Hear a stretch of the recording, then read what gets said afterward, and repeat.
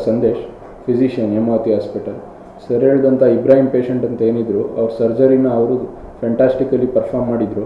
But ಅದಾದಮೇಲೆ ಅವ್ರಿಗೆ ಇದ್ದಿದ್ದ ಕಾಂಪ್ಲಿಕೇಶನ್ಸ್ ಹೈಪರ್ಟೆನ್ಷನ್, ಡಯಾಬಿಟಿಸ್ ಮತ್ತು ಕ್ರಾನಿಕ್ ಕಿಡ್ನಿ ಡಿಸೀಸಿಂದ ಮುಂದೆ ಆದ ಕಾಂಪ್ಲಿಕೇಶನ್ಸ್ಗಳನ್ನ ಹ್ಯಾಂಡ್ಲ್ ಮಾಡೋಕ್ಕೆ ಬೇಕಾಗಿರೋ ಅಂಥ ಫೆಸಿಲಿಟೀಸ್ ನಮ್ಮಲ್ಲಿತ್ತು. ಅವ್ರದ್ದು ಒಂದು ಯೂರಿನ್ ಔಟ್ಪುಟ್ ತುಂಬ ಕಮ್ಮಿ ಆಯಿತು, ಮತ್ತು ಅವ್ರದ್ದು ಯೂರಿಯಾ ಕ್ರಿಯಾಟಿನಿನ್ ಡೈಲಿ ಜಾಸ್ತಿನೇ ಆಗ್ತಾ ಹೋಯಿತು, ಮತ್ತು ಶುಗರ್ ಲೆವೆಲ್ ಜಾಸ್ತಿ ಆಗ್ತಾ ಹೋಯಿತು.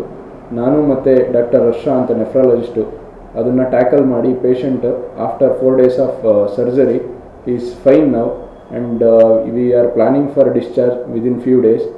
ಸೊ ನಮ್ಮಲ್ಲಿ ಈ ಥರ ಬೇಕಾಗಿರೋ ಮೆಡಿಕಲ್ ಎಲಿಮೆಂಟ್ಸಿಗೆ ಬೇಕಾಗಿರೋ ಅಂಥ ಮ್ಯಾನೇಜ್ ಮಾಡಬೇಕಾಗಿರೋ ಅಂಥ ಎಲ್ಲ ಫೆಸಿಲಿಟೀಸ್ ಇದೆ, ಇನ್ಕ್ಲೂಡಿಂಗ್ ICUs. ಈ ಪೇಷಂಟ್ಗೆ ಏನಾದರೂ ಪ್ರಾಬ್ಲಮ್ ಆಗಿದ್ರೆ ಕೂಡ ICU ಕೂಡ ಹಾಕ್ಕೊಂಡು ಮುಂದಿನ ಚಿಕಿತ್ಸೆ ಕೊಡೋಷ್ಟು ಮಟ್ಟಿಗೆ ಫೆಸಿಲಿಟೀಸ್ ಎಲ್ಲ ಇತ್ತು. ಇದನ್ನು ಸದುಪಯೋಗ ಪಡಿಸ್ಕೋಬೇಕು ಅಂತ ಎಲ್ಲರಲ್ಲೂ ವಿನಂತಿ.